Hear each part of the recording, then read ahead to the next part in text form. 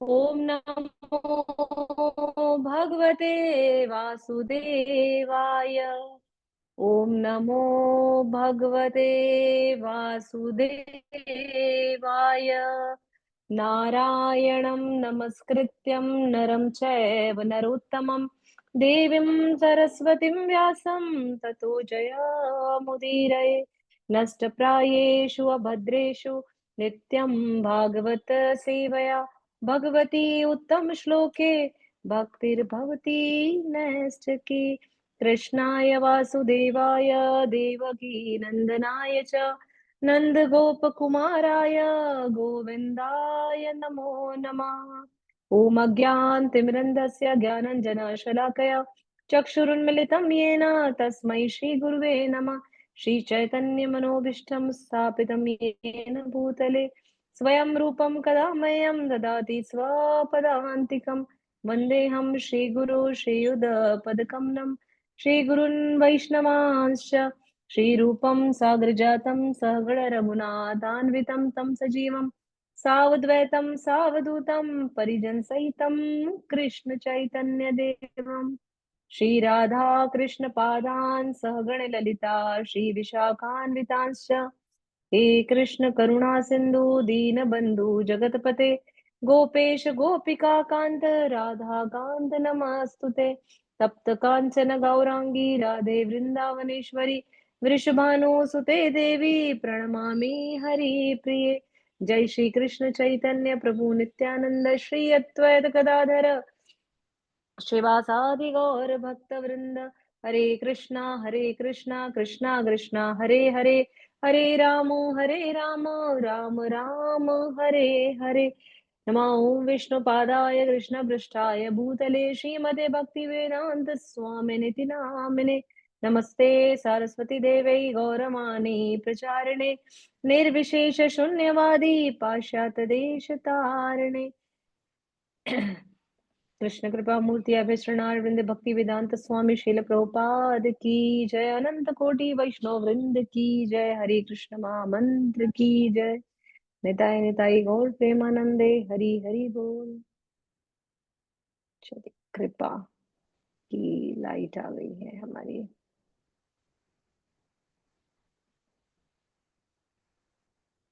इससे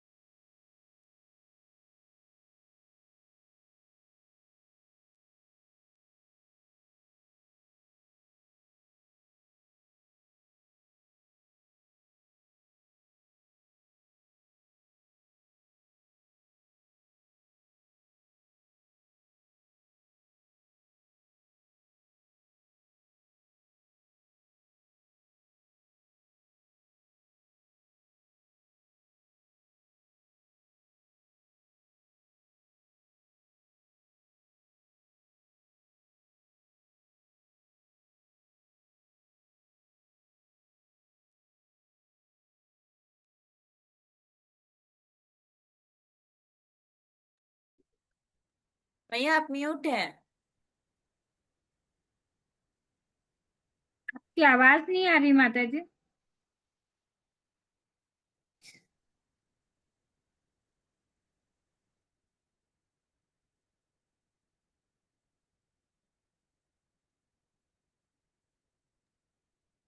जिस माता जी आपकी आवाज नहीं आ रही।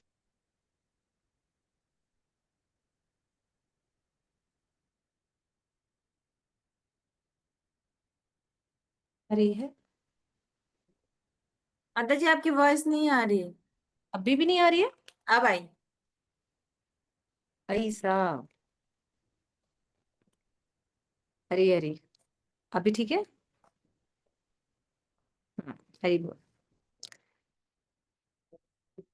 तो आज का विषय है हमारा भाग 4 भक्तों से संबंध व व्यवहार। वैसे तो ये बहुत सामान्य सी चीज है जो हम बचपन से सीखते आ रहे हैं। अब जब से भक्ति में आगे बढ़े हैं तो वहां भी हम सीखने का ही प्रयास कर रहे हैं, सीख भी रहे हैं। लेकिन फिर भी ना ये जो व्यवहार वाला शब्द है ना, ये हमें बड़ा खटकता है। क्यों खटकता है?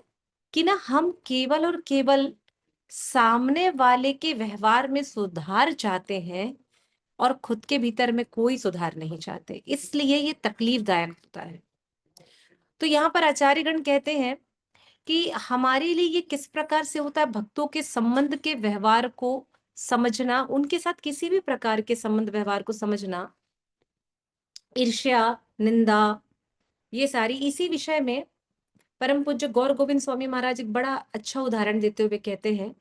वे कहते हैं कि वैसे तो ये एग्जाम्पल शायद ऐसा लगे कि ये क्या बोल रही है माता जी, लेकिन फिर भी हमारे आचार्यों ने दिया, हमारे गुरु महाराज ने दिया है तो हम उसको स्वीकार करते हैं। उन्होंने कहा जिस प्रकार से कोई श्वान अपनी विष्ठा का त्याग करता है तो हमें उससे बहुत बदबू आती है ना, और हम उस विष्ठा को उठाना नहीं चाहते, लेकिन फिर भी हमारा स्वभाव क्या होता है कि अगर उन्हें किसी को कह दिया जाए कि आप इस विष्ठा को उठाइए जो आपके बाहर दरवाजे में इस श्वान ने करके गया है और इसे जा करके जगह जगह परोस करके आइए, तो आप में से कोई नहीं करेगा। लेकिन हम भक्तों के साथ उनके संबंध में व्यवहार को कैसे लेकर के चलते हैं, जिस प्रकार से किसी व्यक्ति से कोई गलती हो गई है या उसने गलती नहीं करी है, लेकिन हम उसके साथ उस संबंध व्यवहार को उस विष्ठा के जैसे सब जगह जा करके परोस करके आते हैं। तो ये वैष्णव समाज में जहां पर हमें एक दिखाना चाहिए, एक एटिकेट दिखाना चाहिए, वहां पर हम विष्ठा को सबके दरवाजे पर रख करके आते हैं, और जो जिसके बारे में नहीं भी सोच रहा होता है वो उसके बारे में सोचना शुरू कर देता है, एजम्पशन शुरू हो जाता है, एज्यूम करने लगता है, अच्छा इसने ऐसा कहा है, हाँ हाँ ये वो सत्य है या नहीं है ये बात की बात है। तो ये हमारे वैष्णव समाज में सबसे ज्यादा होने वाला विष्ठा के अनुरूप कार्य है। इसलिए यहाँ पर जो चीजें हैं उसको शुरुआत ही यहाँ पर हुई है निंदा से।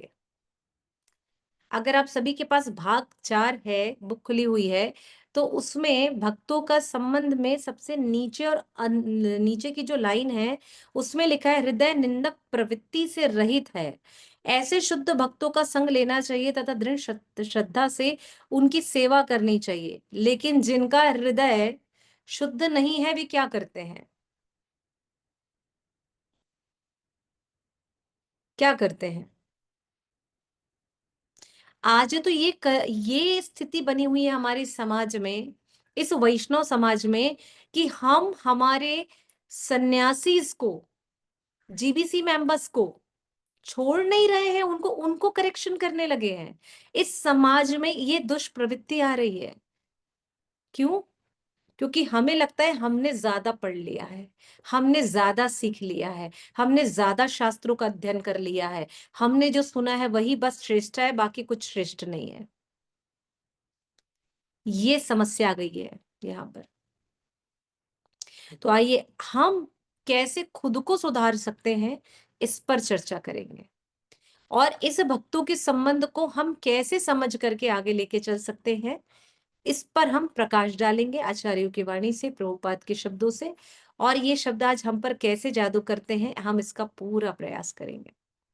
तो आइए पढ़ते हैं, आगे बढ़ते हैं। कौन पढ़ रहे हैं? हरे कृष्ण मैया, मैं पढ़ूं? पढ़िए। जी। भक्तों से संबंध व्यवहार। एक, भक्तों के 3 स्तर। भक्ति रसामृत सिंधु में श्रील रूप गोस्वामी कहते हैं कि जो भक्त भगवान श्री कृष्ण के पवित्र नामों का जप करता है उसे मानसिक रूप से आदर दे, तथा जो भक्त दीक्षित है उसे नम्रता पूर्वक प्रणाम करे, तथा जो शुद्ध भक्त भगवान के हेतु की सेवा में बिना विचलित हुए संलग्न है, तथा जिनका हृदय निंदक प्रवृत्ति से रहित, निंदा दी शून्य है, ऐसे शुद्ध भक्तों का संग लेना चाहिए तथा दृढ़ श्रद्धा से उनकी सेवा करनी चाहिए। आध्यात्मिक गुरु से व्यवहार। सभी को प्रामाणिक होना चाहिए। आज्ञाकारी प्रवृत्ति युक्त एवं नम्र होकर गुरु की सेवा करनी चाहिए। नंबर 2, गुरु की आज्ञा को स्वयं का प्राण जीवन समझना चाहिए। नंबर 3, गुरु की उपस्थिति में उनकी आज्ञा के बिना दूसरों को उपदेश न दें। नंबर 4, गुरु के जीवित होते हुए शिष्य स्वीकार न करें। नंबर 5, गुरु को अपने गुरु बंधु द्वारा दीक्षित शिष्यों को पुनः दीक्षा नहीं देनी चाहिए। 6, गुरु की आज्ञा का केवल पालन करें, उनसे उल्टे प्रश्न न करें। उनके मन का सही आशय हमें मालूम है, ऐसा विचार करके गुरु के उपदेशों का कदापि उल्लंघन न करें। 7, स्वयं के गुरु को कभी भी उपदेश न दे। यदि किसी को लगे कि मेरे द्वारा दी जाने वाली जानकारी गुरु महाराज के लिए शायद उपयुक्त हो तो व्यक्ति को विनम्रता पूर्वक ही इस तरह की जानकारी गुरु के समक्ष प्रस्तुत करनी चाहिए। 8, गुरु को भी किसी को भी गुरु के साथ वाद विवाद नहीं करना चाहिए। 9, गुरु को भी अपनी योग्यता किसी को भी अपनी योग्यता गुरु के समक्ष दिखावे के रूप में नहीं दिखाना चाहिए, अपितु सदा विनम्र भाव से रहना चाहिए। 10, जब तक उनकी आज्ञा नहीं मिलती है तब तक आध्यात्मिक गुरु के समक्ष बराबर आसन पर न बैठे। नंबर 11, जिस प्रकार श्री भगवान अपने नाम एवं चित्र तस्वीर से अभिन्न है, उसी प्रकार गुरु भी अपने नाम एवं तस्वीर से अभिन्न है। इसलिए किसी को भी श्री कृष्ण अथवा गुरु की तस्वीरों को यहाँ वहाँ फेंकना नहीं चाहिए। 12, जब तक गुरु की आज्ञा अथवा आशीर्वाद नहीं मिलता तब तक पारिवारिक गुरु द्वारा लिखित पुस्तकों के अतिरिक्त अन्य कोई भी पुस्तक किसी को भी नहीं पढ़नी चाहिए। 14, आध्यात्मिक गुरु की सेवा का अर्थ है उनके शिष्यों की सेवा। हरे कृष्णा। प्रणाम भैया। हरे कृष्ण मैया। भक्तों के 3 स्तर। भक्ति रसामृत सिंधु में शील रूप गोस्वामी कहते हैं कि जो भक्त भगवान श्री कृष्ण के पवित्र नाम का जाप करता है, मानसिक रूप से उसे आदर दे तथा जो भक्त दीक्षित है उनसे नम्रता पूर्वक व्यवहार करे, प्रणाम करे और जो शुद्ध है भक्त है, भगवान की अहेतु की सेवा से बिना विचलित हुए संलग्न है, आपको उनकी सेवा करनी चाहिए। 3 प्रकार के भक्त यहाँ बताए हैं। ठीक है, यानी यहाँ बात हो रही है पुनः कनिष्ठ, मध्यम और उच्चतम अधिकारी की। उच्चतम अधिकारी। लेकिन अगर हम यहाँ पर बात कर रहे हैं तो आप सभी को क्या लगता है, आज हम यहाँ पर 12-15 लोग हैं, तो हम सभी क्या भक्तों के दृष्टिकोण से उपयुक्त हैं? क्या हम किसी को भी मध्यम भी समझ पाते हैं? हम हर किसी को कैसा देखते हैं? कनिष्ठ देखते हैं। अभी अभी आए न्यूफाइट्स हैं, अरे इसको कुछ नहीं पता है, अरे तुमको पता है यहाँ अरे चटाई उठाओ, चटाई उठा के रखो। देखो मंदिर में आए हो ना, बीड बैग पे हाथ होना चाहिए, बीड बैग देखो गले में डालो, पीछे नहीं रखना है। केवल हम करेक्शन, केवल करेक्शन। हम किसी को भी, इवन जो यहाँ अभी लिखा है आध्यात्मिक गुरु से व्यवहार, अगर मैं केवल कुछ भक्तों को छोड़ दूं जो अपने गुरुदेव के लिए एकदम निष्ठा से जुड़े हुए हैं, कुछ भक्तों को छोड़ दूं तो जितने भी यहाँ पर अभी जो न्यू प्रचारक आ रहे हैं, नए प्रचारक आ रहे हैं, हर कोई अपने गुरु अथॉरिटी तक को करेक्ट करने पर लगा हुआ है और गुरु और अपनी अथॉरिटीज को ही वह शास्त्रों के उदाहरण देकर बताता है कि आपने ये गलत कर दिया, आपको ये नहीं करना चाहिए था, आपको ऐसा नहीं कहना चाहिए था, शास्त्रों के उदाहरण दे करके। क्यों कहते हैं ना, अध जल गगरी छलकत जाए, तो बिल्कुल आधा अधूरा ज्ञान जो है वो तो छलक छलक कर बाहर आएगा ही ना। इसलिए यहाँ पर हमें श्रील प्रभुपाद के प्रिय शिष्यों ने कुछ 3 कैटेगरी बताई है कि हम भक्तों के स्तरों को कैसे समझ सकते हैं।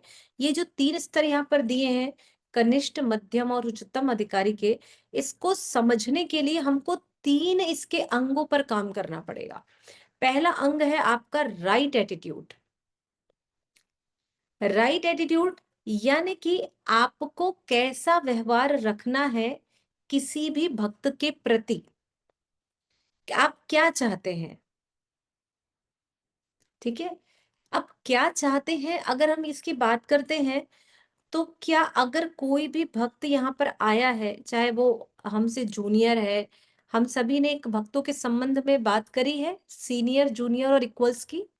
हमने इन तीन कैटेगरी पे भी बात करी है। अगर हम इन तीन कैटेगरी की बात कर रहे हैं कि हम बड़ों से कैसे व्यवहार करें, छोटे से कैसे व्यवहार करें और अपने सखा बंधु से कैसे व्यवहार बात करें, तो अब ये देखना है कि मेरा एटीट्यूड कैसा है, मेरा व्यवहार कैसा है उनके प्रति। क्या मैं उन्हें कुछ भी बिना कहे बोल देता हूँ? क्या मैं उन्हें गुस्सा करके कुछ समझाने का प्रयास करता हूँ, या फिर हमेशा ईर्ष्या या द्वेष में उनसे व्यवहार कर रहा हूँ? क्या मुझे उन्हें सुधारने की आवश्यकता है? क्या मुझे उन्हें कुछ कहने की आवश्यकता है? क्या ये जो मैं कह रही हूं उनको वो मान लेंगे? ये सब चीजों का ध्यान रखना पड़ेगा, तब हम हमारे सही व्यवहार में आएंगे। दूसरा है हमारा राइट अथॉरिटी।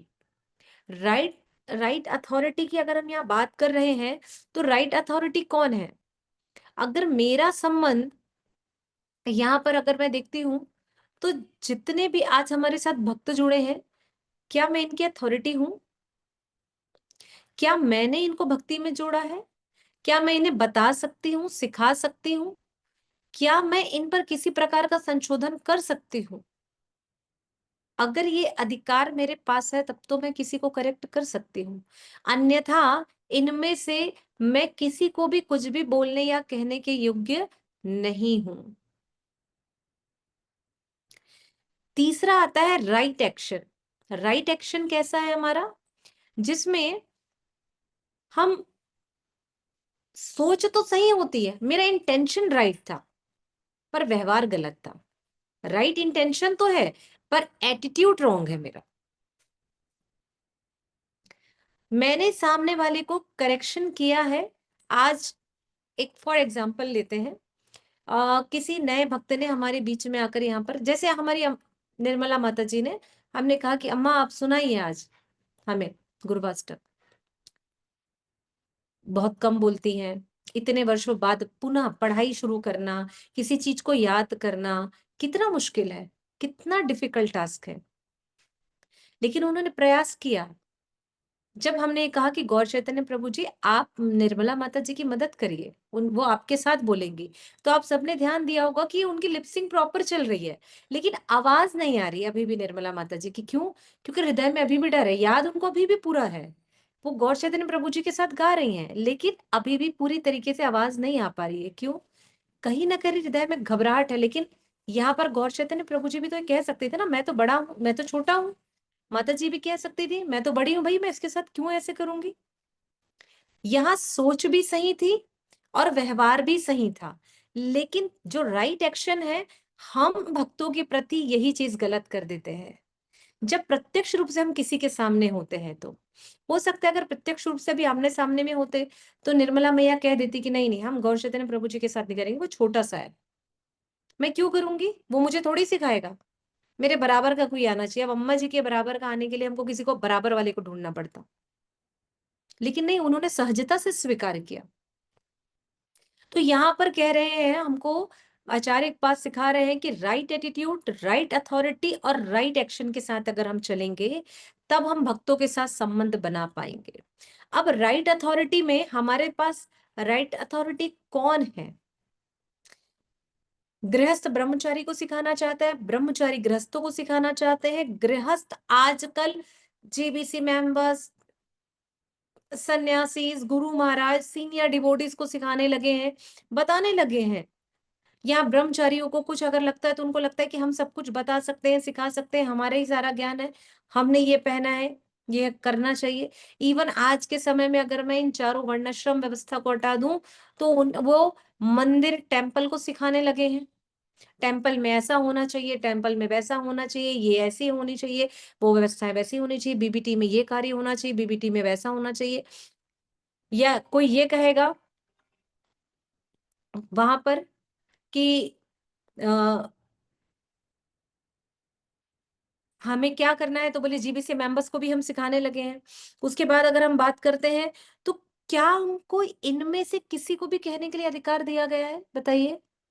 क्या आप में से हम सभी मिलकर के मंदिर में जो मैनेजमेंट टीम है, क्या हमको ये अधिकार दिया गया है कि हम मंदिर के मैनेजमेंट के रूल रेगुलेशन के लिए जाके बोलें?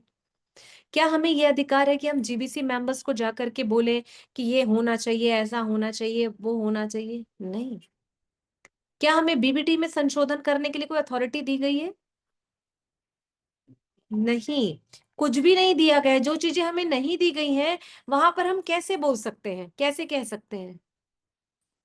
तो हमें ये बात समझनी पड़ेगी कि हमने जिनको अथॉरिटी माना है उनके लिए, या हमको कोई अथॉरिटी दी गई है। ये तीनों पॉइंट्स करेक्शन और लेने देने दोनों के लिए आते हैं। करेक्शन लेने के लिए भी तीनों पॉइंट्स आएंगे, करेक्शन देने के लिए भी तीनों पॉइंट्स आएंगे, तब जा करके हमारा भक्तों से संबंध और व्यवहार सुधरेगा। जब तक आवश्यकता ना हो, अब इसके जो क्रम में आते, जब तक आवश्यकता ना हो किसी को करेक्शन नहीं करना है। जब तक अधिकार क्षेत्र ना हो, किसी के अधिकार में प्रवेश नहीं करना है। जब तक कोई हमसे आ करके किसी भी प्रकार का शोधन, मार्गदर्शन ना मांगे, हमें किसी को संशोधन नहीं करना है, नहीं करना है। क्यों? क्योंकि ये मेरा क्षेत्र नहीं है, ना मैं उनकी अथॉरिटी नहीं हूं। मैं इसको बहुत सिंपली देखती हूँ। आज हमारी इस कक्षा में हम 12-15 लोग हैं, 20 लोग हैं, लेकिन इन 20 लोगों में मैं यहाँ पर किसी की अथॉरिटी नहीं हूँ कि मैंने कहा होगा कि भैया आप आइए तो मैं आपको भक्ति में आगे बढ़ाऊंगी। हमारी रास मैया पहले से ही दीक्षित भक्त हैं, पहले से ही उनके मेंटोर कोई और है, लेकिन फिर भी ये इनका वैष्णव एटिकेट है कि हमारी कक्षा में हम वैष्णवों के मुख से कुछ सुनने आती हैं, जबकि हम इतने प्रतिभावान नहीं है। फिर भी ये सदाचार है। हमारी नूतन माता जी पहले से ही भक्ति में है, हमारी निर्मला माता जी पहले से ही भक्ति में है, ज्योति माता जी के पास पहले से ही सीनियर अथॉरिटी अवेलेबल है, रीना मैया हमारे पास पहले से ही है, रघुवीर प्रभु ऑलरेडी पहले से ही भक्ति में है। तो क्या आप सोचिए, इनमें से मेरे को किसी को भी अधिकार है कुछ कहने का? नहीं।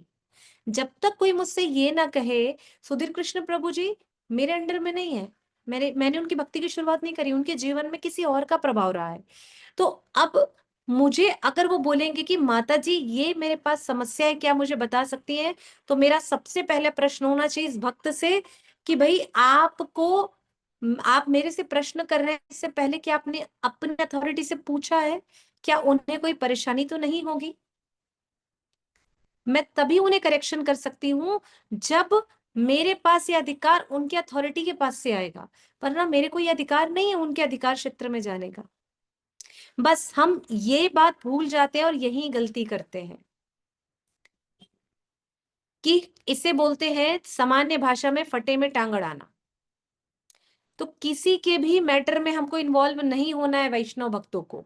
अगर कहीं आस पास लड़ाई हो रही हो वैष्णव भक्तों के बीच में, कोई निंदा कार्य कर रहा हो, कोई ईर्ष्या में लिप्त हो, कोई किसी के बारे में कह रहा हो, तो हमें 3 चीज सोचनी है जो हमें चैतन्य महाप्रभु ने शिक्षा दी है। पहला कि भैया या तो उस स्थान का त्याग कर दो। दूसरा, यदि आपके साथ के वैष्णव भक्त जो छोटे हैं, बड़े हैं या बराबर हैं, उसको सामने वाले ने मारा है, कुछ अपशब्द कहे हैं, यदि आप उनका जवाब दे सकते हो वैष्णवता के साथ, बिना तीखी आवाज के, यहाँ प्रभुपाद ने बार बार एक ही बात कही है, विनम्रता विनम्रता विनम्रता, काइंड हार्ट होना है आपके भीतर, ह्यूमिलिटी कूट कूट कर भरी होनी चाहिए, कूट कूट कर भरी होनी चाहिए। परम पूज्य जयप्रदाका स्वामी महाराज को दीजिए, परम पूज्य भक्ति वैष्णव से स्वामी महाराज को देखिए, परम पूज्य लोकनाथ स्वामी महाराज को देखिए, परम पूज्य राधानाथ स्वामी महाराज को देखिए। वैष्णवता के तो परिदृश्य को इन लोगों ने बदल दिया है कि भैया अगर कोई ऐसा हो सकता है तो ऐसे कैसे? क्यों? साक्षात कृपा है, गुरु कृपा। इन्होंने गुरु के ऑर्डर्स को एज इट इज फॉलो किया है, एज इट इज वाणी सेवा करी है। तो गुरु की वाणी सेवा महत्वपूर्ण है, ना कि वपु सेवा महत्वपूर्ण है। गुरु ने आदेश दिया है वपु सेवा करने के लिए, अर्थात वपु सेवा मीन्स शारीरिक सेवा, तो महत्वपूर्ण है, अन्यथा नहीं है। उन्होंने कहा है आप ये कार्य करिए तो आपको उतना ही करना है, आपको उसमें एक्स्ट्रा मसाला भी नहीं डालना है। उन्होंने कहा है आपको कि तेल में सब्जी बनानी है तो तेल में ही बनानी है, आपको एक्स्ट्रा बटर नहीं डालना है उसमें, क्योंकि उसका आदेश नहीं मिला है आपको, और डालना है तो आपको परमिशन लेनी पड़ेगी। क्या कर सकते हैं हम? तो हम भक्त समाज में हमको यही करना है, जितना गुरु ने कहा है, जो अथॉरिटी है उतना ही कार्य करो, उसके अलावा कुछ नहीं करना है। इसलिए आध्यात्मिक गुरु से व्यवहार के बारे में जो यहाँ चर्चा की गई है वो हम सबके लिए बहुत महत्वपूर्ण है, कि गुरु की आज्ञा को स्वयं का प्राण समझे। पर हम क्या करते हैं, गुरु को सिखाने लगते हैं। अब ये बात भूल गए हम, गुरु गोविंद दो खड़े और काके लागू पाए, तो हम ही बताते हैं भैया गुरु को कि भैया मैं आपका शिष्य हूं, मैं तो आइए आप मेरे पास आइए, हम ये करते हैं। लेकिन हमें क्या करना है, गुरु कोई भी हो सकता है, आपका मेंटोर, फैसिलिटेटर। जैसे दत्तात्रेय भगवान के 24 गुरु थे, उन्होंने पिंगला को भी गुरु बनाया, उन्होंने एक ब्याता नई नई दुल्हन को भी गुरु बनाया, चिड़िया पक्षी सबसे उन्होंने सीखा, पूरे जीव जगत प्रकृति से सीखा। आपके भी 24 गुरु हो सकते हैं, लेकिन दीक्षा गुरु केवल एक होगा, केवल एक होगा। ठीक है, फिर आगे क्या कह रहे हैं, गुरु को अपने गुरु बंधु दीक्षित शिष्यों को पुनः दीक्षा नहीं देनी चाहिए। गुरु को अपने गुरु बंधु के द्वारा दीक्षित शिष्यों को पुनः दीक्षा देने का अधिकार नहीं है। लेकिन अभी वर्तमान समय में हमारे जो प्रभुपाद डिसेबल्स हैं, जो यहाँ से अभी नित्य लीला में प्रविष्ट कर गए हैं, उनके जो शिष्य जिन्होंने पादाश्रय ले लिया था या जिनका सेकेंड इनिशिएशन होना था, जिनको नहीं मिल पाया है, तो वे अपने टेम्पल अथॉरिटी से लेटर लिखा करके फिर जिस भी गुरु से चाहे वह उनसे सेकंड इनिशिएशन ले सकते हैं या दूसरे गुरु से दीक्षा ले सकते हैं, लेकिन कब, वे जहां रहते हैं वहां से वो लेटर लाने के बाद। अन्यथा कोई भी बिना बताए कहीं से भी दीक्षा नहीं ले सकता। और इस बात का पालन हमारे सारे आचार्य करते हैं, सारे गुरुजन करते हैं। ये सबसे महत्वपूर्ण बात है कि कितनी शिष्टाचार निभाते हैं, कितनी। अभी रिसेंटली का आपको एग्जाम्पल दे रहे हैं, हमारे हिज होलीनेस जयपताका स्वामी महाराज के शिष्य हैं हमारे हिज ग्रेस यहाँ पर दुर्लभ गोविंद प्रभु जी रायपुर में, और यहाँ पर वो गेस्ट हाउस संभालते हैं। तो उनका सेकंड इनिशिएशन होना था, कंटिन्यूसली होना था, लेकिन कुछ ऐसा हो रहा था कि वे 2 बार मायापुर में प्रोग्राम कैंसिल हो गया, इनिशिएशन प्रोग्राम्स कैंसिल हो गए, और यहाँ पर हमको जरूरत थी टेम्पल में सेकंड इनिशिएशन होने के बाद ब्राह्मण दीक्षित भक्तों की।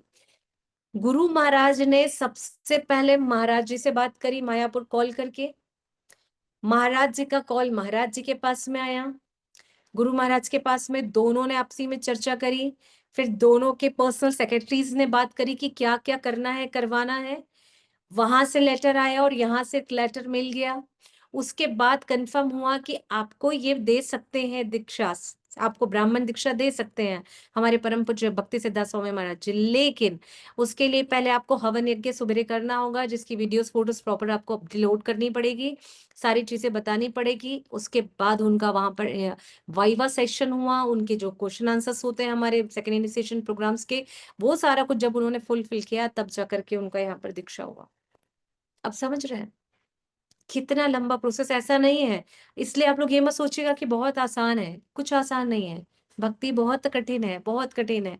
लेकिन गुरुजन कैसे अपने गुरु बंधु भाइयों का सम्मान करते हैं, ये है अथॉरिटी को समझने का लाइव एग्जाम्पल। कि परम पूज्य भक्ति सिद्धार्थ स्वामी महाराज ने परम पूज्य जयपताका स्वामी महाराज का पूरा सम्मान किया, महाराज जी ने भी मायापुर से पूरा सम्मान किया, और दोनों के सेक्रेटरीज ने आकर के पर्सनल डिस्कशंस करके सारी चीज को सॉल्व किया। तो हमें ये बात भी ऐसे ही, हमको भी ये बातें ध्यान में रखनी है।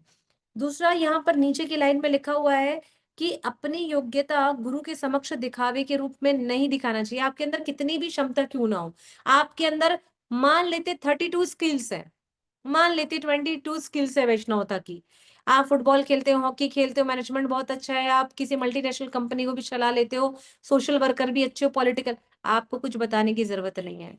दूर के ढोल सुहावने नहीं करना है आपको। आप यदि अच्छे हैं तो इसके बारे में चर्चा गुरु को खुद पहले ही हो जाएगी। गुरु के सामने जाके किसी प्रकार का दिखावा नहीं करना है, मैं एक्स, मैं वाई, मैं जेड, कुछ नहीं बताना है आपको। गुरु को सब ज्ञात होता है।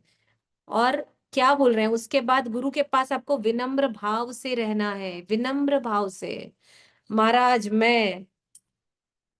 गंधार नरेश, कंधार नरेश, फलाना ठिकाना आके नहीं गाने गए। मारा उनको पता रहेगा भैया ये कौन है, नहीं तो फिर वो आपको सीधा सच्ची गंधार नरेश बना देंगे, फिर एक आंख भी गायब हो जाएगी और 2 दांत भी काले हो जाएंगे, गड़बड़ हो जाएगा फिर पूरा, है कि नहीं है।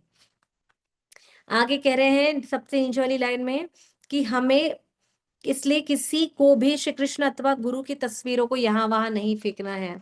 कुछ लोग फीडबैक में अपने अपने गुरुजनों की तस्वीर लेकर चलते हैं, स्वामी की तस्वीर लेकर के चलते हैं, अच्छी बात है। ध्यान रखना है आप लोगों को कि कहीं पर भी फोटो ना गिरे, अपमान ना हो, किसी और स्वामी गुरु महाराज जी के सामने में अपने गुरु की बड़ाई नहीं करनी है, किसी वैष्णव भक्तों के सामने में जा करके अपने गुरु महाराज की बड़ाई और दूसरे गुरु महाराज की निंदा नहीं करनी, ये सब वैष्णव अपराध है। भक्तगण करते हैं, यही संबंध है, यही सीखना है हमको, केवल यही सीखना है, ठीक है। आइए अगली कड़ी में आगे बढ़ते हैं। अगली कड़ी है वैष्णवों से व्यवहार। यस, उज्ज्वला मैया ने हैंड रेस किया, आई थिंक पढ़ने के लिए। क्या मैया? उज्ज्वला राशिका माता जी, जी, पढ़िए मैया। वरिष्ठ वैष्णवों के साथ व्यवहार। वैष्णव परंपरा में अपने से ज्येष्ठ वैष्णवों के प्रति समर्पण का भाव तथा उनका उचित सम्मान देना अत्यंत महत्वपूर्ण है। हरे कृष्ण जी, सॉरी आपको डिस्टर्ब कर रही हूँ। भगवान के भजन परसों सुना लीजिए क्योंकि मेरे को इमरजेंसी में जाना पड़ रहा है। हाँ जाइए जाइए मैया, जाइए। ओके, जी, हरे कृष्ण। मैं आपसे माफी मांगती माता जी। जाइए जाइए, जय जय, कोई नहीं माता। इसलिए हम जिस प्रकार श्री कृष्ण का सम्मान करते हैं उसी प्रकार उनके प्रतिनिधि का भी योग्य सम्मान करें। इनके पश्चात संन्यास का क्रम आता है। सन्यासियों में श्रेष्ठता का विचार करते समय जिन्होंने पहले संन्यास दीक्षा ली है उन्हें ज्येष्ठ सन्यासी समझना चाहिए। जब दिन में पहली बार हम सन्यासी को देखें तब पूरे आदर के साथ साष्टांग प्रणाम करें। मायावादी सन्यासियों का संग हम नहीं करते हैं, फिर भी उन्हें योग्य सम्मान देना आवश्यक है। इनके पश्चात गुरु महाराज के गुरु बंधु का क्रम आता है। उनका भी हमें उसी प्रकार सम्मान करना चाहिए जैसा हम अपने आध्यात्मिक गुरु का सम्मान करते हैं। जिन भक्तों ने ब्राह्मण दीक्षा ली है उनका भी सम्मान करना चाहिए। उनकी ज्येष्ठता किसने पहले दीक्षा ली इस क्रम से करें।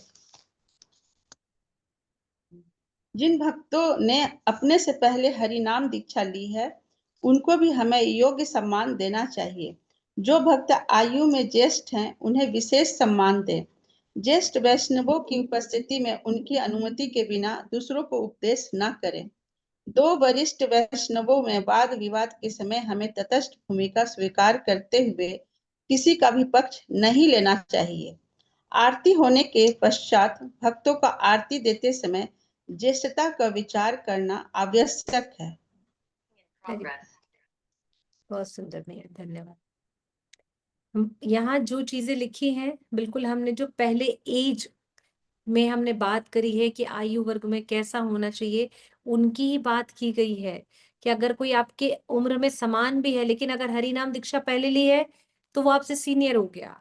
अब यहाँ पर किसी ने अगर ब्राह्मण दीक्षा ली है, आप दोनों साथ के, लेकिन किसी एक भक्त को ब्राह्मण दीक्षा पहले मिल गई तो वो अब आपसे सीनियर हो गया। अब यदि आप तीनों एक साथ है तो लेकिन उनमें से किसी को पहले वो ब्रह्मचारी हो गया है, पहले वो वानप्रस्थी हो गया, अब उसका सम्मान कि आपको पहले उसको सम्मान करना है। अब इसी क्रम में और बड़ी बात हो गई कि अगर कोई वरिष्ठ सन्यासी हो गया है तो हमें उनको सम्मान करना है। कई बार ऐसा होता है, अरे महाराज जी अरे अभी तो बहुत दूर है, पास आएंगे तो हम कर लेंगे प्रणाम। नहीं नहीं नहीं, आपकी दृष्टि जैसे ही पड़ गई है, सन्यासी आ रहे हैं, आपको उसी समय दंडवत करना है।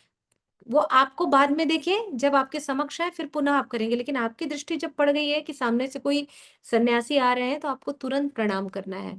यहाँ लिखा है मायावादी सन्यासियों को भी बराबर सम्मान करना है। किसी भी संप्रदाय के सन्यासी जिन्होंने त्रिदंड धारण कर लिया है, आपने देखा होगा सन्यासी जैसे झोली टांगते हैं, झोली वाला बांधते हैं और धोती को छोड़ करके वो लुंगी जैसा पहनते, कारण कि वे सारे मायावाद से झंझट से मुक्त हो जाते हैं, इसलिए ये उनका है। और ये जो झोली है ये इनकी भिक्षा की झोली होती है जिसमें वे उसको इस तरीके से पहनते हैं, ठीक है। तो हमको गुरु सन्यासी का, गुरु का नहीं, हमें सन्यासी का सम्मान करना है। अगर शंकराचार्य जी कहीं के भी शंकराचार्य पीठाधीशा में दिखते हैं, हमें प्रणाम करना चाहिए। ये सोच करके प्रणाम करना चाहिए कि चैतन्य महाप्रभु ने इनसे दीक्षा ली थी। सिर्फ ये सोच के, इसलिए आप हमारे लिए सर्वोपरि आदरणीय हैं, क्योंकि आपने हमारे भगवान को अपना स्वीकार किया। लेकिन वहां कौन है क्या है इससे नहीं, बस प्रणाम। ये सभ्यता है, संस्कार है। अब ये नहीं बोले प्रणाम किया, बोले अब बोले चले चले, बोले उन्हीं के पीछे पीछे, नहीं नहीं नहीं, यही रहना, निष्ठा बनाए रखनी है ना। और क्या कह रहे हैं यहाँ पर कि हर वैष्णव परंपरा में अपने से ज्येष्ठ वैष्णव के प्रति समर्पण होना। देखिए यहाँ जो चीजें है ना, वो बहुत महत्वपूर्ण। समर्पण का भाव, समर्पण नहीं है। क्यों नहीं है? हम किसी से भी शोधन करवाना चाहते हैं, शोधन लेना नहीं चाहते, बस रीजन। अगर कभी कोई आपसे सीनियर मिल जाए, बराबर मिल जाए, सीनियर हो जाए, तो भी आप उसे प्रेम से स्वीकार करिए। तब आपके लिए जीवन बहुत आसान हो जाएगा, बहुत आसान। ठीक है। और आरती होने के पश्चात भक्तों को आरती देने के समय ज्येष्ठता का विचार करें। ये तो सभी टेम्पल सेंटर्स में होता ही है, लेकिन फिर भी ये बात याद रखना, जो नए भक्त आते कई बार उन्हें नहीं पता होता है, तो जब आरती आ रही होती है, ऑफरिंग होने के बाद प्रभुपाद के पास जा रही होती है, तो कुछ भक्त उन्हें जिन्हें नहीं पता होता वे आ जाते हैं आरती लेने के लिए। तो आप सभी को बहुत प्रेम से बताना है, प्रेम से कहना है कि थोड़ा सा रुक जाइए, प्रभुपाद की आरती होने के बाद आपके पास भी आ जाएगा, वेट कर, इंतजार कर लीजिए। ये नहीं कि तुम हट जाओ, आप हट जाओ, धक्का मुक्की कर लिया, उनको भगा दिया, ऐसा नहीं। और अगर कोई नए भक्त के हाथ में अगर वो लैंप ऑफरिंग आ गया है, तो पहले उसको बताइए कि आपको पहले प्रभुपाद को दिखाना है। अगर वहां कोई सेफ्रॉन वाला कोई भी है, सेफ्रॉन प्रभु जी हैं, तो उनको पहले जाकर के आपको उनको दिखाना है। उसके बाद वहां से सीनियर क्रम में आएगा, फिर माता जी इसके पास आएगा। तो अगर वहां कोई नया भक्त है तो हमें बताने की आवश्यकता है, वरना जो चल रहा है उस क्रम को एज इट इज स्वीकार करना है। हमको किसी भी नियम में उंगली नहीं करना है, यहाँ ये होना चाहिए, वो होना चाहिए, ऐसा होना चाहिए, वैसा होना चाहिए, यही वैष्णव अपराध है। और आपको और हमको इससे ही बचना है। मुझे विशेष तौर पर, मुझे, हम किसी को करेक्ट नहीं कर सकते। और अगर कोई करेक्ट करे तो बहुत मुस्कुराकर स्वीकार करिए। जैसा आप चाहते हैं ना कि कोई आपको प्यार करे, तो पहले आपको प्यार देना भी पड़ेगा। आप चाहते कि कोई आपका सम्मान करे, तो पहले आपको दूसरों को भी सम्मान देना पड़ेगा, अन्यथा ये चीज संभव नहीं है। चैतन्य महाप्रभु ने सबसे प्रेम किया, इसलिए उनको सबसे प्रेम मिला, सबसे प्रेम किया। और प्रेम की परिभाषा क्या होती है, वैष्णव आचरण क्या होता है, भक्तों का आचरण क्या होता है, ये चैतन्य महाप्रभु ने सिखाया है। चैतन्य चरितामृत जो है ना, कहते हैं हमारे वैष्णव संप्रदाय में पीएचडी की बुक्स है। तो कहते हैं जब आप भगवत गीता पढ़ ले, नर्सरी की बुक्स, पहले प्रभुपाद की बुक्स पढ़ के नर्सरी थोड़ा पास करो, फिर आप मिडिल प्राइमरी में आइए, फिर थोड़ा सा भगवत गीता की क्लास में एंटर करिए तो 10th-12th पास करेंगे, फिर ग्रेजुएशन करिए, बोले आप श्रीमद् भागवतम पढ़ के ग्रेजुएशन कर लिया, उसके बाद बोलते भैया पीएचडी की चैतन्य चरितामृत पढ़ना है आपको। यहाँ पर पहुंचते हैं क्यों? क्योंकि वहां स्वयं चैतन्य महाप्रभु ने ये बताया है कि भक्तों को आचरण कैसा करना चाहिए। सोचिए, पहली चीज जो वैष्णव टिकट हम शुरू से सीख रहे होते हैं, उसको पीएचडी की क्लास में वापस संशोधित करके सिखाया जा रहा है कि भक्तों को आचरण कैसा करना है। और भक्त ये सीखना शुरू करते हैं, और वहां जाकर के उस पीएचडी पोजीशन पर उनको रियलाइजेशन होता है कि अब तक हमने जो किया वो तो केवल अपराध था। ये है शुद्ध भक्ति की पराकाष्ठा। तो हमें क्या करना है? विनम्र बनना है, निष्ठा रखनी है, समर्पण रखना है। ये तीन शब्द पर ही इस पूरी ग्रंथ में फोकस किया गया है, बार बार कहा गया है ना। ठीक है। यस रास्ते में आप कुछ पूछ रही हैं? हरे कृष्णा माता जी, दंडवत प्रणाम। माता जी, जैसे कुछ ऐसे भक्त भी मैंने देखे कि काफी क्लोज फ्रेंड टाइप सा हो जाते हैं, और फिर काफी अच्छा उनके साथ संबंध हो जाता है। फिर उसके बाद एक फ्रेंड की तरह बिहेव करते हैं, वैष्णव की तरह फिर वो नहीं करते, तो फिर इसमें क्या करना चाहिए माता जी? माता जी, दो या अब यहाँ पर दो चीज है। अगर मेरा किसी से फ्रेंड के जैसे संबंध हो गया है, बहुत निजता हो गई है, घनिष्ठता हो गई है, तो वो घनिष्ठता मेरी वैष्णव संप्रदाय यानी समाज के बीच में नहीं होगी, मुझे इस बात को ध्यान रखना पड़ेगा कि मेरी जो फ्रेंडशिप है वो इस वैष्णव समाज से बाहर की है। ठीक है? अगर मैं मंदिर में हूँ, टेम्पल में हूँ, किसी सेंटर में हूँ, ठीक है? तो मुझे कैसा व्यवहार करना पड़ेगा जैसे वैष्णव समाज व्यवहार करता है। कितनी भी घनिष्ठता होगी तो भी मैं अपनी फ्रेंड का, अपने मित्र का आलिंगन करके नहीं चलूँगी। मैं उसे कहीं पर भी ये नहीं कहूँगी, जैसे अगर मान लीजिए आपकी और मेरी घनिष्ठता है, मेरी योगेश्वरी मैया से घनिष्ठता है, तो मैं ये कहूँगी, "अरे योगेश्वरी आ जाओ, चलो आओ बैठो इधर खाओ।" नहीं, नहीं, मैं ऐसे नहीं कह सकती, ये अपराध है उस समाज में। मैं क्या कहूँगी, "योगेश्वरी माता जी आइए, आप भी बैठिए, चलिए हम एक साथ प्रसाद पा लेते हैं।" हाँ, भले यहाँ से निकालने के बाद मैं गल में गलबैया डाल के उनके साथ घूमूँ। अब मैं रास मैया मैया के साथ हाथ पकड़ कर के साइकिल चलाऊँ, वो मेरी मर्ज़ी है। पर कहाँ? इस वैष्णव समाज से बाहर। जहाँ मुझे लोगों को बताना है, सिखाना है, क्योंकि लोग मुझे देख कर के आचरण करेंगे। अगर वो ये तो नहीं देखेंगे मेरी निजता कितनी है रासमई मैया और योगेश्वरी मैया के साथ। वो क्या देखेंगे, अरे माता जी तो ऐसा व्यवहार करती है, तो हम भी कर सकते हैं। तो हमें इस बात का ध्यान रखना है कि हमारी घनिष्ठता अगर किसी भी वैष्णव भक्त के साथ में हो गई है, तो हमें मंदिर या ऐसे सामाजिक परिवेश में थोड़ा उसको दूर रखना है। हाँ, घर में आ गया और ठीक है, चलिए रासमी में चलिए, चलिए, चलिए मेरे को ये खिला दी, वो खिला दीजिए, हम साथ में घूम रहे फिर रहे, वो अलग मैटर है बाहर। घर पर, किसी और जगह। हरे कृष्णा माता जी, थैंक यू। माता जी, जैसे प्रभुपाद जी ने बोला भी है कि घनिष्ठता हो गई है, लेकिन ऐसा नहीं कि आप उसके घर में कर रहे हैं, या फिर एकदम होता है ना कि फिर बाद में आप उसके घर में बहुत ज्यादा दर्द, तो मुझे आपके बारे में पता चला, आपको मेरे बारे में पता चला, तो फिर ये बात हम बाहर जाके कि अच्छाई बुराई का भी उसका ये करते हैं, तो उस चीज को भी हमें ध्यान देना चाहिए ना माता जी। बिल्कुल मैया, तो बिल्कुल। मतलब बहुत ज्यादा किसी के घर नहीं जाना चाहिए। बिल्कुल नहीं जाना चाहिए। कितनी भी मित्रता हो जाए और हमको कितना भी कोई बुलाए, बहुत सही पॉइंट कहा है रासमी मैया ने। कितनी भी मित्रता हो जाए मेरी, तो भी मेरे को अगर योगेश्वरी मैया 10 बार बुलाएगी तो मैं एक ही बार जाऊँगी। मैं जितना अधिक उनके करीब जाऊँगी, उतनी ज़्यादा मुझे उनमें अच्छाई नहीं, कमियाँ दिखाई देना शुरू होंगी। अब मैं अच्छाइयों से दूर हो जाऊँगी अपने मित्र की, तो मैं क्या करूँगी, 10 में से 1 ही बार जाऊँगी। अब यहीं से मेरा प्रेम बढ़ेगा, यही प्रेम की प्रगाढ़ता है। और इसको ही मेंटेन करना है इस समाज में। अगर मेरी किसी से भी घनिष्ठता होगी, तो ये इस चीज़ को बना करके रखना है। इसलिए कहा जाता है बार-बार कि ज़्यादा किसी के घर आना नहीं, ज़्यादा किसी से नज़दीकी नहीं रखना है। समय पर आइए, समय पर जाइए, और यदि किसी ने आपके बारे में कुछ निंदा कर दी, कुछ कह दिया, तो आप उससे डायरेक्टली बात करके क्लियर कर लीजिए। आमने-सामने, फ़ोन पर नहीं। फ़ोन में हमको किसी का इंटेंशन समझ में नहीं आता, फीलिंग समझ में नहीं आती है। अगर किसी के बारे में आपने घनिष्ठ मित्र के भी बारे में सुना है, तो प्रभुपाद कहते हैं कि हमको आमने-सामने बैठकर चर्चा करनी चाहिए। बस यही व्यवहार है मेरा। बहुत-बहुत धन्यवाद रासमई मैया, बहुत अच्छी चीज़ बताई आपने। माता जी, मेरे मतलब क्वेश्चन है, जैसे मैं जाती हूँ टेम्पल, तो जितना मुझे सेवा करना है मैं उतना करती हूँ, और प्रभु जी से बात करती हूँ, जो प्रभु जी मेरे को सेवा दिए उतना। तो सामने वाला को लगता है कि वो अकेली है, पर फिर भी वो सारा चीज कर लेती है एंड काफी आगे है।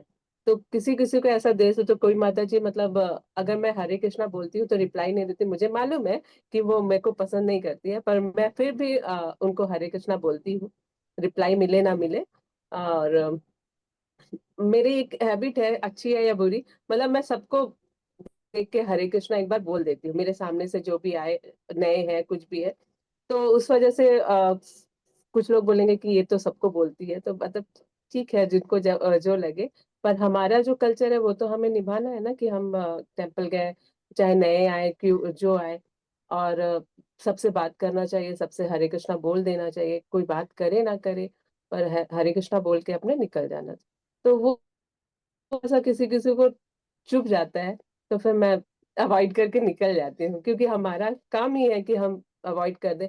और मुझे कभी कभी लगता है, जैसे मैं आप बैठी है, मैं भी तो, हाँ माता जी आज बहुत अच्छा साड़ी पहन के आई, माता जी बहुत अच्छा पहन, तो ये एक कमेंट आता है, जनरली माता जी इसमें रहती है, तो फिर आप या तो वहां से आप हट जाएंगे क्योंकि मेरी वजह से वो भी अपराध कर रही है, तो मुझे लगता है कि उनके फ्रंट ही ना जाऊं।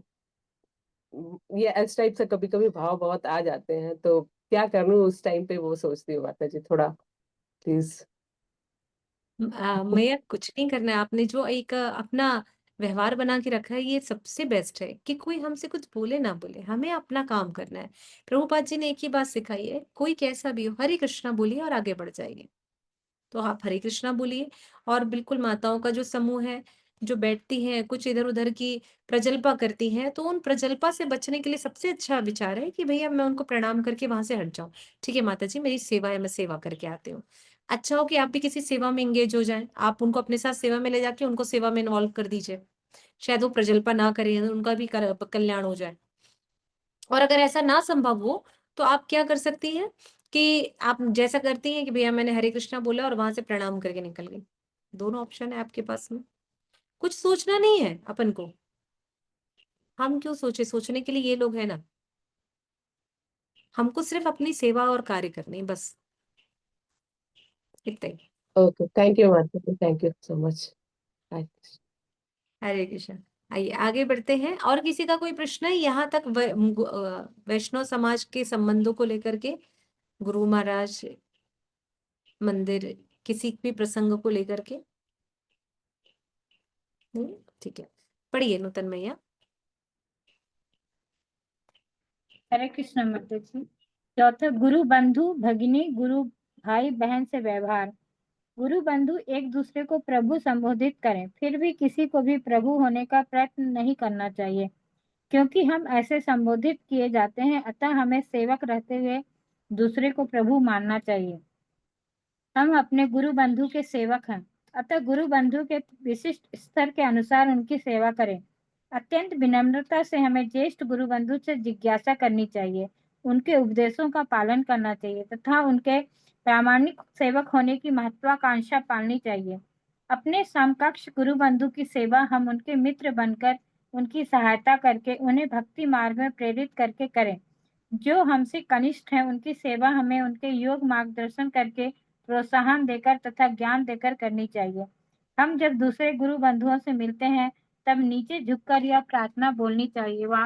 वाञ्छाकल्पतरुभ्यः कृपा सिन्धुभ्यः च पतितानां पावनेभ्यो वैष्णवेभ्यो नमो नमः।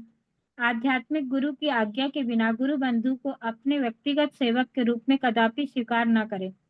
भक्तों से संबंध स्थापित करते समय अति परिचय अवज्ञा इस युक्ति को कभी भी स्थान न दें। भक्तों का एक दूसरे के प्रति व्यवहार सम्मान पूर्वक, अपराध रहित तथा छल कपट से रहित होना चाहिए। भक्तों को एक दूसरे के प्रचलित नाम, कर्मी नाम से नहीं पुकारना चाहिए। किसी को भी अपनी स्तुति, अपने कृत्यों एवं अपनी योग्यता की बड़ाई दूसरे भक्तों के सामने नहीं करनी चाहिए। सभी को यह जानकारी होनी चाहिए कि उनकी कोई भी योग्यता नहीं है। हम जो भी करने के योग्य हैं वह केवल गुरु एवं वैष्णवों की कृपा मात्र से है। यदि गुरु बंधु या गुरु बहन किसी कारणवश कष्ट में हो, जैसे परिवार में किसी की बीमारी अथवा किसी सदस्य की मृत्यु अथवा किसी कारण से उत्पन्न मानसिक उद्वेग हो, ऐसे समय सांत्वना एवं उनकी यथासंभव सहायता करनी चाहिए। संकट के समय आवश्यकता होने पर जो मदद करता है वही सच्चा मित्र है। भक्तों के आपसी संबंध की परीक्षा मुसीबत के समय ही होती है। इन घटनाओं के समय उन्हें भौतिक समझकर हमें उन्हें दुर्लभ नजरअंदाज नहीं करना चाहिए।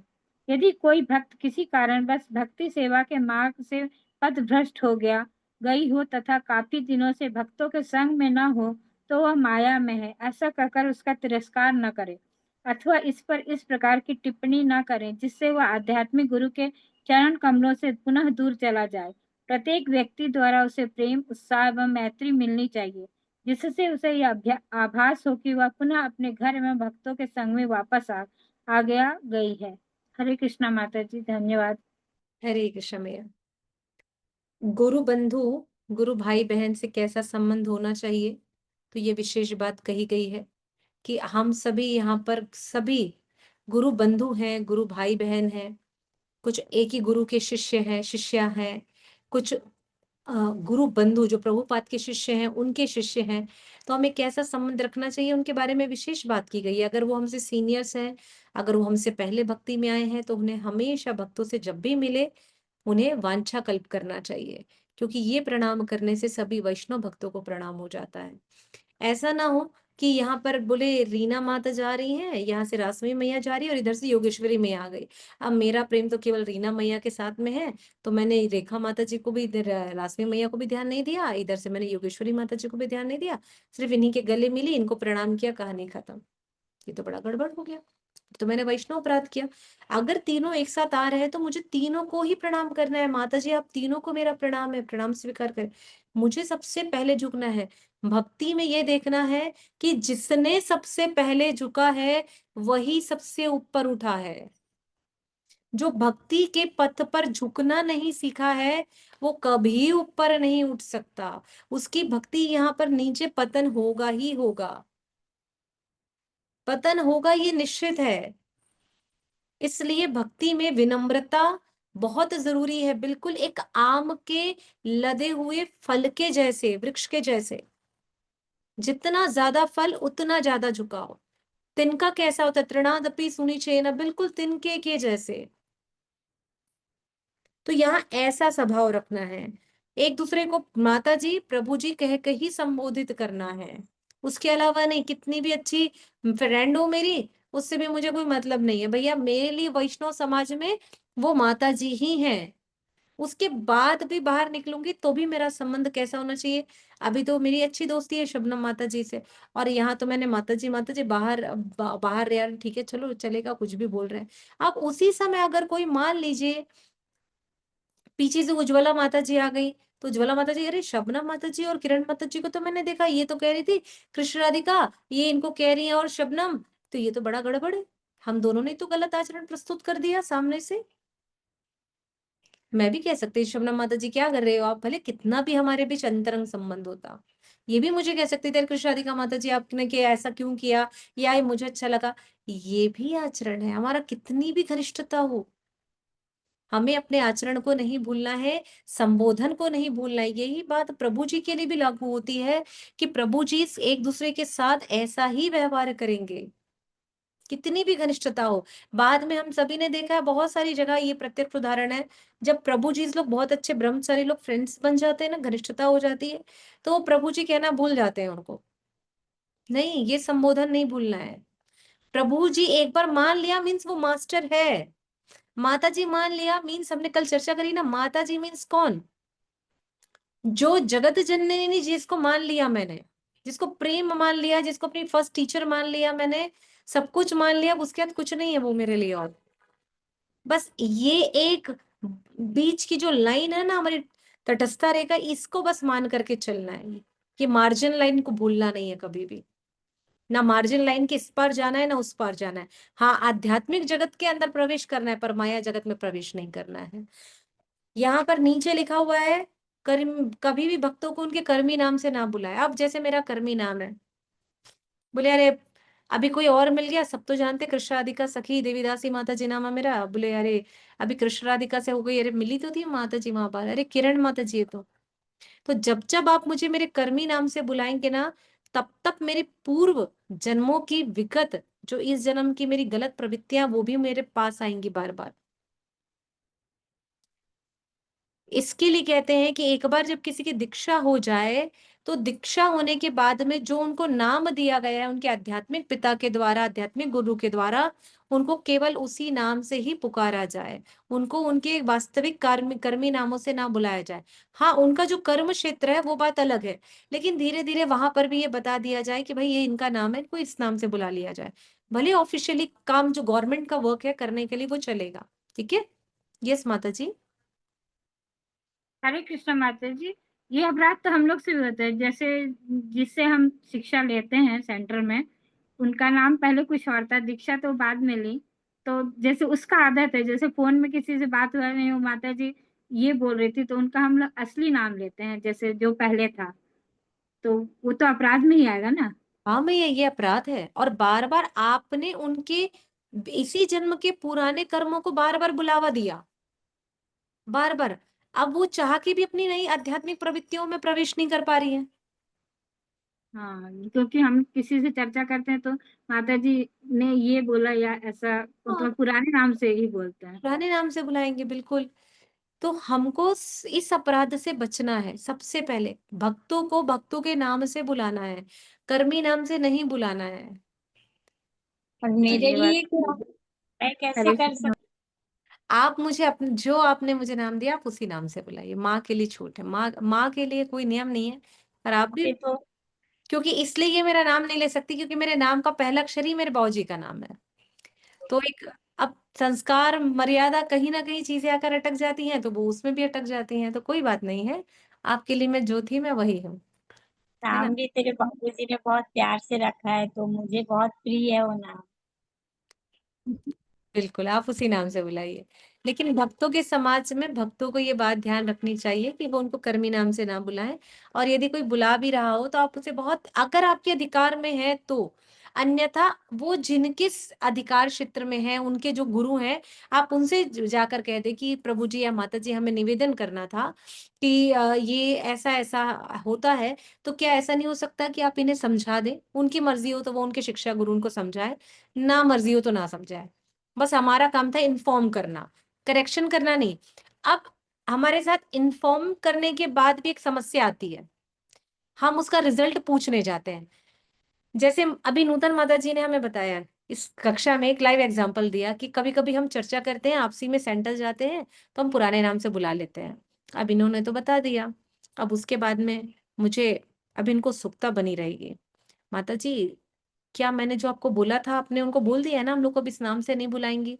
अब मुझे ऐसे बोल देंगे ना, मान लीजिए नूतन माता जी का नाम है, नूतन है, अब इनकी दीक्षा हो गई है तो इनका नाम पड़ गया मान लीजिए नंद किशोरी। अब इनका नाम पड़ गया है नंद किशोरी, तो अभी मैं बोलूंगी कि पूछेंगी तो कैसे बोलना चाहिए मुझे। तो ये मेरे पास वो अधिकार ही नहीं आएगा कि ये मुझे करेक्शन इसके फल के बारे में पूछे कि मुझे इनके कर्मी नाम से बुलाना है कि आध्यात्मिक नाम से बुलाना है। वो अब हमें जानकारी हो गई है, तो अब हमें हमें इनके आध्यात्मिक नाम से बुलाना है। इस बात में किसी को इच्छा नहीं होनी चाहिए कि मैंने जा करके किसी को करेक्शन किया या नहीं किया। वो अधिकार किसी का नहीं है, वो उनके गुरु का अधिकार है। नूतन माता जी जहां जाके दीक्षा लेंगे, उन्होंने जिनको इन्फॉर्म कर दिया है, अब वो उनका अधिकार है, क्षेत्र है कि वो उनको सही करते हैं या नहीं करते हैं। लेकिन अगर हमें पता चल गया है तो बस हमें इतना ही काम करना है, यही एक नियम है ना। उसके बाद यहाँ पर कह रहे हैं कि भक्ति मार्ग में यदि कोई भक्ति से पथ भ्रष्ट हो गया है, पथ भ्रष्ट होने का मतलब ये नहीं है कि वो अपनी भक्ति से च्युत हो गया है, ऐसा वाला कहानी नहीं कह रहे हैं। पथ भ्रष्ट होने का मतलब ये है कि भक्ति करने तो आया था, बहुत अच्छे से भक्ति कर भी रहे थे, बहुत भक्त है, जो एक दो बच्चे हैं जो हमारे साथ जुड़ी हुई हैं, छोटी छोटी मात बच्चे हैं 11वीं 12वीं की, और फर्स्ट ईयर फ्रेशर्स है सारी। तो उनमें से कुछ आती हैं बड़े इंटरेस्ट के साथ आती है भक्ति में, हम माला करेंगे ये करेंगे। सबसे ज्यादा इन्फ्लुएंस किससे होती है? वो गोपी ड्रेस, गोपी ड्रेस पहन के जाएंगे, खूब घेर वाला लेंगे, खूब फ्लेयर रहेगा, खूब नाचेंगे कूदेंगे और रील्स बनाएंगे, इंस्टाग्राम बनाएंगे। यहाँ आने के बाद उनको डांट पड़ने लगती है, अरे ठीक से आने का है, गोपी ड्रेस नहीं पहनने का है। अच्छा पहनना भी है तो फिर बोले फुल स्लीव्स का ड्रेस ले लो। अच्छा तुमको पहनना है तो तुम सर ढक करके आओ। अब तक तो वो जैसे आ रही थी, अब उसको बोले सर ढक करके आओ, तो बेचारी कैसे आएगी, ऐसे कैसे आएगी, आप बताइए आप। बोले ये अब हमको सबके हिसाब से भक्ति को स्वीकार करना है। अब हमने उसको केवल करेक्शन करना शुरू कर दिया, करेक्शन कर रहे हैं, ये नहीं करो वो नहीं करो, यहाँ नहीं जाओ, रील मत बनाओ, फोटो मत खिंचाओ, फोटो मत लो, घेर वाला मत पहन के आओ, साड़ी पहन के आओ, सूट मत पहन के आओ। बच्चे तो डर गए ना, घबरा गए, वो पीछे चले गए, वापस माया जगत में चले गए। बोले चलो चलते हैं वापस माया में। वापस माया में जाकर के जब वो घिरते हैं तो अब उनको वापस इसी कीर्तन के आनंद की याद आती है।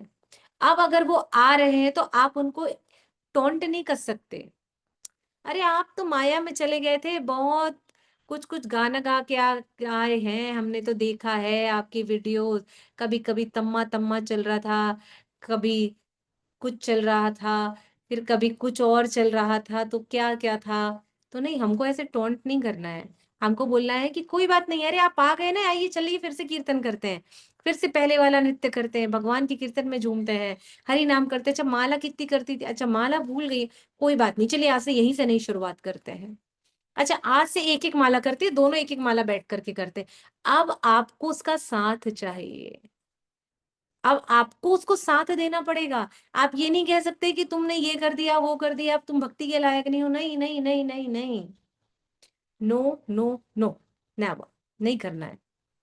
साथ देना है, समझाना है, भक्तों का संग कराना है, और आपको लोगों के सामने अब उसकी पुरानी गलतियों को दोहराना नहीं है, वरना क्या होगा, आपकी खाली बाल्टी जो पुण्यों से भर रही है, जो अच्छे कर्मों से भर रही है, सदाचार से भर रही है, और उसकी बाल्टी में जो माया जगत का कीचड़ है ना, वो आपके में आना लगेगा, और आपके अच्छे कर्म और पुण्य जो है उसकी बाल्टी में जाने लगेंगे।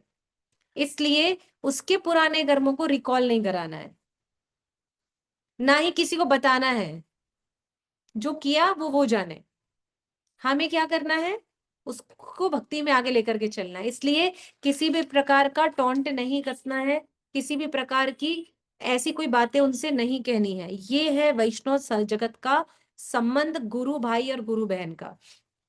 अभी अगर जैसे हम मिलते हैं तो उज्जवल राशिका माता जी और हम दोनों ही गुरु बहन हैं, एक ही गुरु की शिष्या हैं, तो जब हम मिलेंगे तो हमको दोनों को एक दूसरे का प्रणाम करना चाहिए। वो मुझसे सीनियर है, उम्र में भी मुझसे बड़ी है, मुझे उनको सबसे पहले प्रणाम करना चाहिए, भले वो भक्ति में मेरे बाद आई हूँ, इस बात से कोई फर्क नहीं पड़ता। दूसरी चीज है कि अगर हम मिले तो हम दोनों ने एक दूसरे का सम्मान किया, आलिंगन किया, हमने प्रेम पूर्वक एक दूसरे का गले लगाया, तो हमें बात हमेशा ध्यान रखनी चाहिए कि हम कितने भी करीब आ जाएं, पर हम एक ही गुरु की शिष्या हैं, तो गुरु भाई बहन का संबंध सदैव बना होना चाहिए, ये प्रेम संबंध कम नहीं होना चाहिए। अब अगर मैं यहाँ पर बात करूंगी तो हमारी रासमी मैया हमारे मायापुर वाली है, तो बोले अरे भैया आए भैया मायापुर वाली रहने दे भैया, हमारे वाली लाइन दर, नहीं नहीं नहीं, उन्हीं के बाजू में रीना माता जी बैठी, कल को ये और हम देख और नहीं आएंगी मायापुर से, बोले तो फिर कैसे गड़बड़ होगा। नहीं, हमें सबसे पहले इन्हें प्रणाम करना है एज अ सीनियर। क्यों? क्योंकि ये हमारे गुरु महाराज के गुरु भाई हैं, उनकी शिष्या हैं, और इनके गुरु सीनियर अथॉरिटी हैं पूरे इस्कॉन के, जिनके लाखों में शिष्य हैं। तो ये ऐसे ही हमसे सीनियर हो गए हैं, तो हमको इनका सम्मान करना है। ये है गुरु भाई बहन के सम्मान की, शिष्यों की परंपरा के सम्मान। तो हमको समझना है कि हमको क्या करना है। मैं आपको ऐसा लग सकता होगा मैं क्यों प्रणाम करूंगी रीना माता जी को, नहीं, मैं इनको क्यों, ये तो खुद ही प्रणाम बोलेंगे, मैं मेरे गुरु को प्रणाम भेजती हूँ, भैया मैं तो योग्यता नहीं है मेरे पास। ये वैष्णव सदाचार है, यही एटिकेट है और यही सीखना है। इसलिए प्रभुपाद ने 3 बात कही है, समर्पण, निष्ठा और विनम्रता। सदाचार में केवल 3 अंग आपके जीवन में है, समर्पण, निष्ठा और विनम्रता। आप जीवन में कभी फेल नहीं हो सकते। किसी को करेक्शन करना है तो वेलकमिंग के साथ, किसी से करेक्शन लेना भी है तो वेलकमिंग मोड के साथ, तब आप बिल्कुल सही हैं। राइट एक्शन के साथ, राइट अथॉरिटी के साथ, राइट एटीट्यूड के साथ आप काम कर रहे हैं, तो निश्चित है आप भक्ति में कभी आपका डाउनफॉल नहीं होगा, कभी नहीं होगा। सीनियर जूनियर इक्वल्स का आपने ध्यान रखा है, कभी डाउनफॉल नहीं होगा, कभी नहीं होगा। बस इतना ही प्रेम है हम आपके बीच में, और कुछ भी इसके अलावा नहीं है। जगत गुरु शील प्रभुपाद की जय, वैष्णव सदाचार्य ग्रंथ की जय, श्रील रूप गोस्वामी पाद की जय, श्री सनातन गोस्वामी पाद की जय। निताय निताय गौर प्रेमानंदे, हरि हरि बोल। सभी वैष्णव